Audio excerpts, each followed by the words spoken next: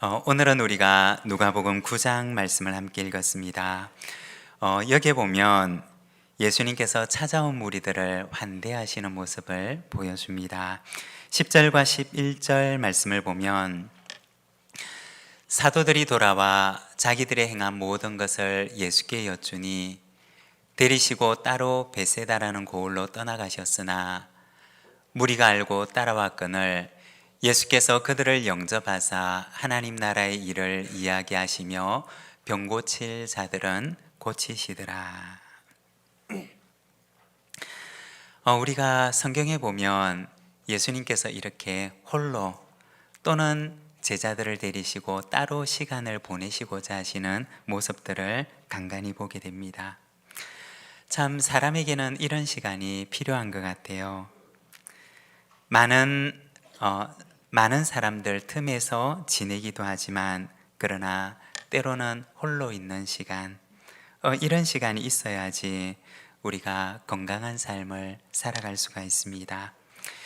예수님께서는 늘 무리들 틈에서 많은 사람들과 함께 분주한 시간을 보내셨지만 그러나 때로는 홀로 그리고 제자들과 따로 시간을 보내고 싶어 하시는 것을 우리는 성경을 통해서 보게 됩니다. 오늘 말씀에도 보면 10절에 따로 베세다라는 고을로 떠나가셨으나 라고 말씀을 합니다. 사역의 분주함에서 벗어나서 제자들과 따로 시간을 보내고 싶어 하시는 예수님의 모습을 보여주는 것입니다.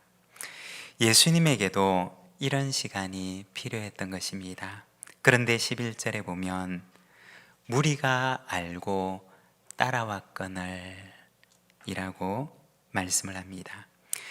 예수님께서는 따로 시간을 보내고 싶으셔서 베세다라고 하는 마을로 가셨는데 그런데 무리들은 그것을 어떻게 알아내었는지 예수님을 따라왔던 것입니다.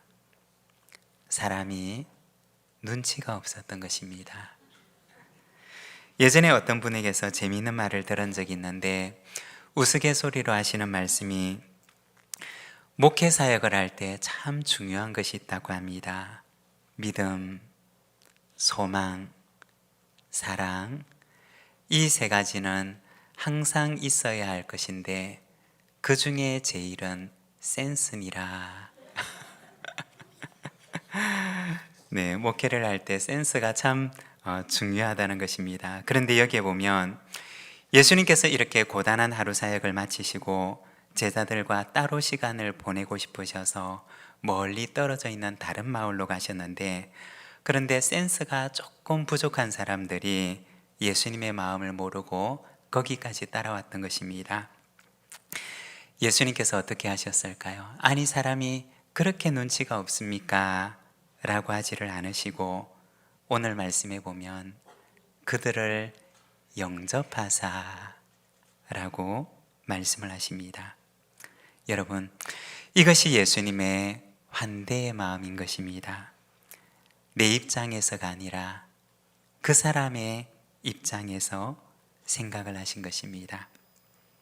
내 입장에서 생각을 해보면 나의 권리가 침해된 것 같고 그리고 쉬고 싶은 나의 시간이 방해를 받는 것 같지만 그러나 환대라고 하는 것은 내 입장이 아니라 그 사람의 입장에서 바라보는 것입니다. 이것을 신앙적인 말로 표현을 하면 성육신의 마음입니다. 성육신이라고 하는 것은 하나님께서 인간의 몸을 입고 오신 것을 말하는 것입니다. 인간의 연약함을, 인간의 고통을, 인간의 슬픔을, 인간의 모든 것들을 직접 경험하신 것이 바로 주님의 하나님의 성육신의 마음인 것입니다. 히브리서 4장 15절에 보면 예전 번역인 개역 한글 번역 성경에 보면 이렇게 말씀을 합니다. 우리에게 있는 대제사장은 우리 연약함을 체휼하지 아니하는 자가 아니요 모든 일에 우리와 한결같이 시험을 받은 자로되 죄는 없으시니라. 여기서 채울하다라고 하는 말은 사전에 보면 처지를 이해하여 불쌍히 여기다 라고 되어 있습니다. 그 사람의 처지를 이해하고 그를 긍휼히 여기는 마음, 이것이 바로 예수님의 마음이었던 것입니다. 여러분, 우리에게도 이 마음이 있기를 원합니다. 성육신의 마음, 환대의 마음, 이 마음을 가지고 세상을 품는 그리스도인이 되시기를 바랍니다. 11절에 보면 무리가 알고 따라왔거늘 예수께서 그들을 영접하사 하나님 나라의 일을 이야기하시며 병 고칠 자들은 고치시더라고 합니다. 하나님 나라의 복음을 전하시고 또 그들을 치유하시는 모습을 보여줍니다.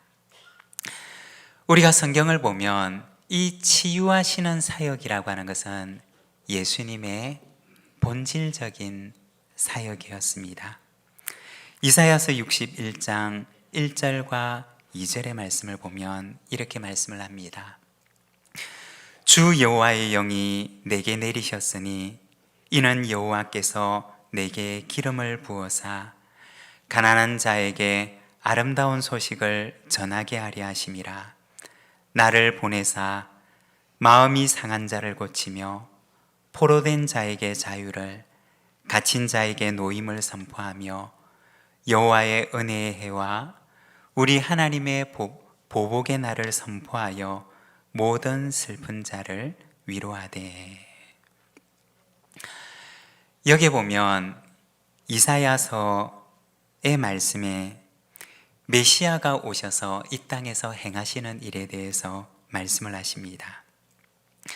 어떤 일을 하시느냐? 바로 치유하시는 일을 하시는 것입니다. 마음이 상한 자를 고치고 포로된 자에게는 자유를 주고 갇힌 자에게는 노임을 선포하고 하나님의 은혜의 해가 시작되었다는 것을 선포하시는 것, 이것이 바로 이사야 선지자가 예언했던 메시아 그리스도께서 행하시는 일이라고 이야기를 합니다. 육신의 질병을 치유하실 뿐만 아니라 마음의 병을 고치시고 그리고 모든 어그러진 것들을 원래의 모습으로 회복해 하시는 일, 바로 이와 같은 치유의 사역을 행하시는 것이 바로 예수님의 사역이었다는 것입니다. 치유라고 하는 것은 병든 것을 낫게 하는 것을 말합니다. 우리 복음송에도 보면 세상 모든 육체가 주의 영광 보도록 우리를 부르시는 하나님, 주의 손과 발 되어 세상을 치유하며 주 섬기게 하소서. 여러분, 이것이 바로 세상을 치유하는 비전에 대한 찬양인 것입니다. 여러분, 교회는 어떤 존재일까요?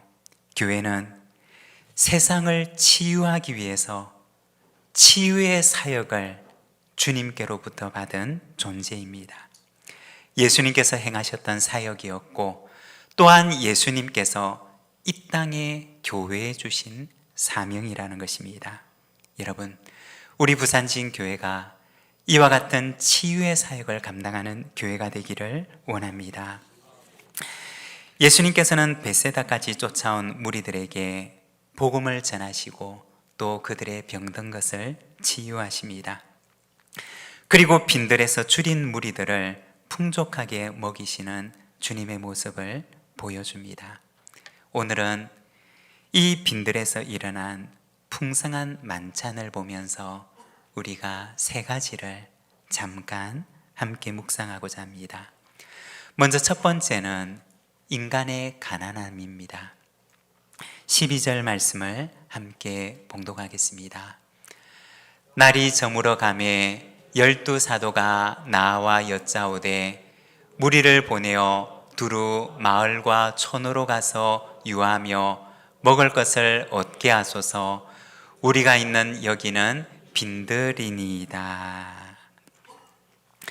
여기에 보면 굶주린 무리들의 모습을 보여주고 있습니다.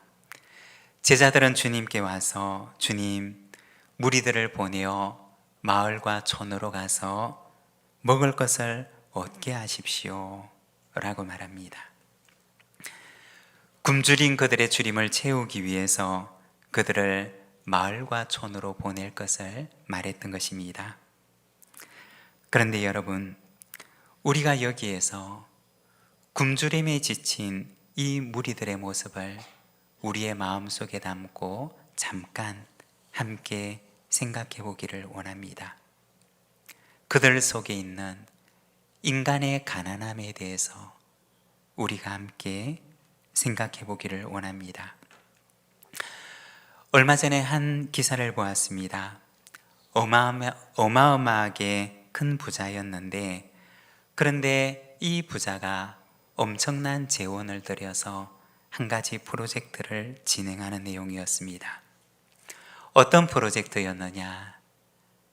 젊음을 되찾는 프로젝트였습니다.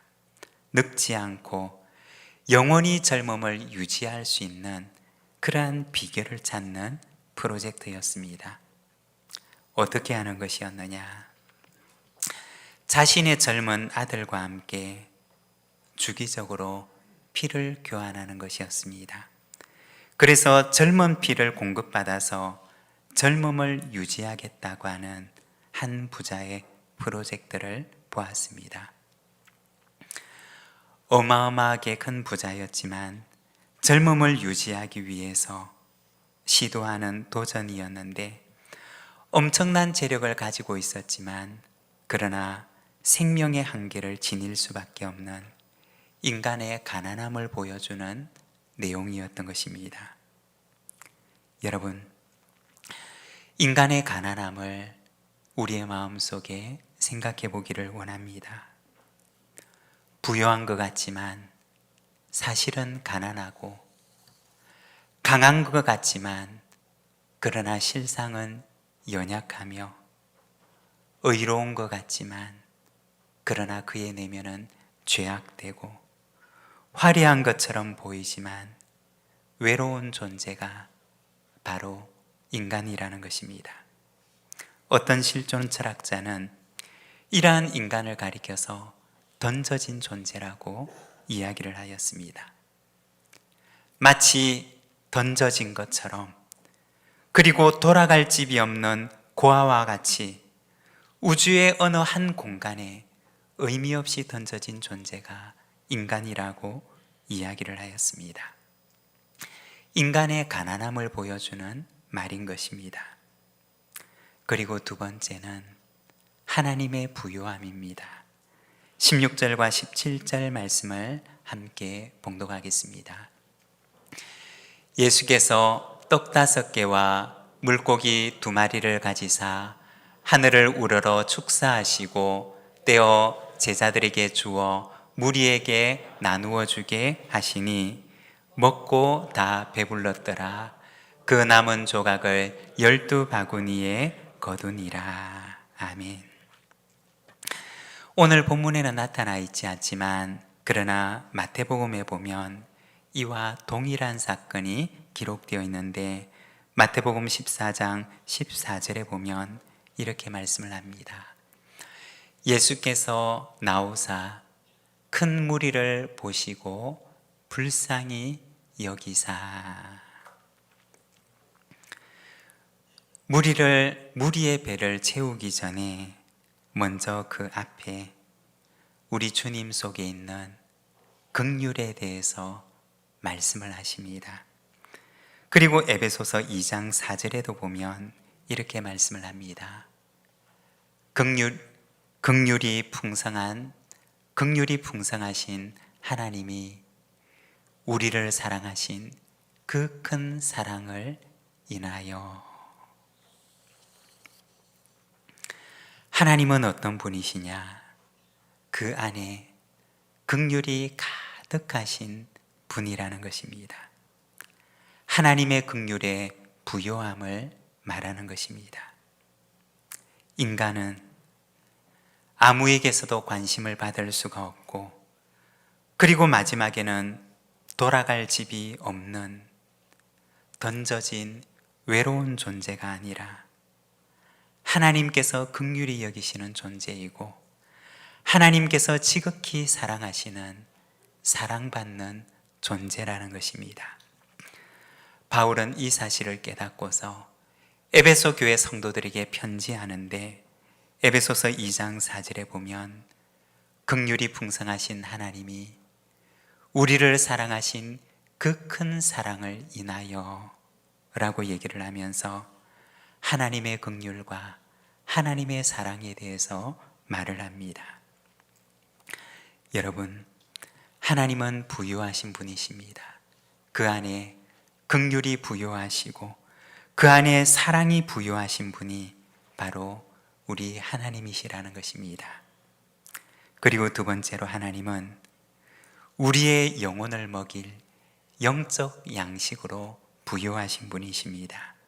신명기 8장 4절의 말씀을 보면 너를 낮추시며 너를 줄이게 하시며 또 너도 알지 못하며 내 조상들도 알지 못하던 만나를 내게 먹이신 것은 사람이 떡으로만 사는 것이 아니요 여호와의 입에서 나오는 모든 말씀으로 사는 줄을 내가 알게 하려 하심이라고 합니다. 사람이라고 하는 존재는 하나님께서 그 안에 생기를 불어넣으심으로 시작된 존재라는 것입니다. 그래서 생명을 주신 그분과 있다 있을 때 하나님의 생명을, 그 주신 생명을 풍성하게 누리며 살아갈 수가 있다는 것입니다. 그런데 어떻게 그분의 생명과 있다할 수가 있느냐?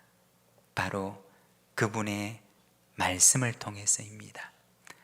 그분의 말씀을 들을 때 인간은 그 속에서 용기를 내게 되고, 그분의 말씀을 들을 때 인간은 그 안에서 참 위로를 받을 수가 있으며, 그분의 말씀 속에서 그 안에 있는 능력을 공급받는 존재가 바로 인간이라는 것입니다.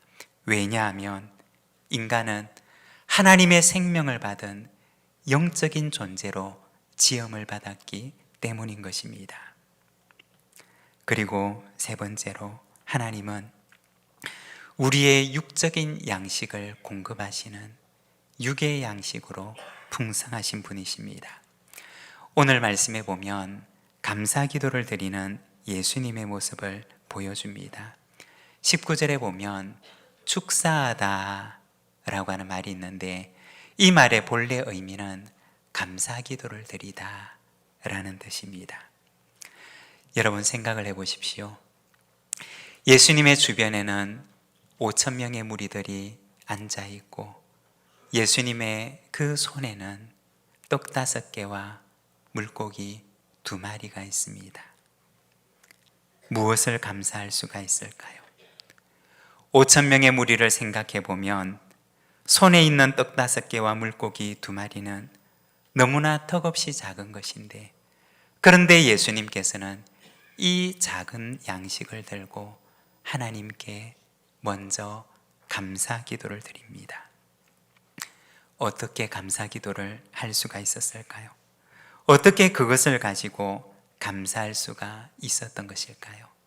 그것은 바로 하늘 아버지에 대한 믿음 때문이었습니다. 공중의 새들도 먹이시는 하나님, 그리고 들에 이름 없는 꽃들도 입히시는 하나님, 그 하늘 아버지에 대한 믿음이 주님의 가슴 속에 있었기 때문에 그 하늘 아버지께서 이 무리들의 아버지가 되심을 믿으셨기 때문에 예수님께서는 그날도 감사하셨던 것입니다. 손에 있는 것을 보고 감사하셨던 것이 아니라, 내 손에 있는 조건을 보고 감사하셨던 것이 아니라, 이것이 없어도 하나님 안에 있는, 하나님 아버지 안에 있는 그 사랑과 능력의 풍성함을 보셨기 때문에 주님께서는 그 빈들에서도 감사 기도를 드리시는 것입니다. 여러분, 2025년 새해 우리 손에는 무엇이 들려 있습니까? 어쩌면은 내 눈앞에 놓여 있는 여러 가지 필요들보다 턱없이 작은 것이 혹시 내 손 안에 들려 있지 않으십니까? 하지만 내 손에 들려 있는 것을 보고 실망하고 낙심하는 것이 아니라 우리의 아버지가 되시는 하늘 아버지를 바라보며 그분 안에 있는 사랑의 풍성함과 그 능력의 풍성함을 바라보며 감사하는 저와 여러분의 삶이 되시기를 바랍니다. 바로 그곳에 감사의 능력이 시작될 줄로 믿습니다. 그리고 세 번째는 너희가 먹을 것을 주라고 하십니다. 13절의 말씀을 함께 봉독하겠습니다.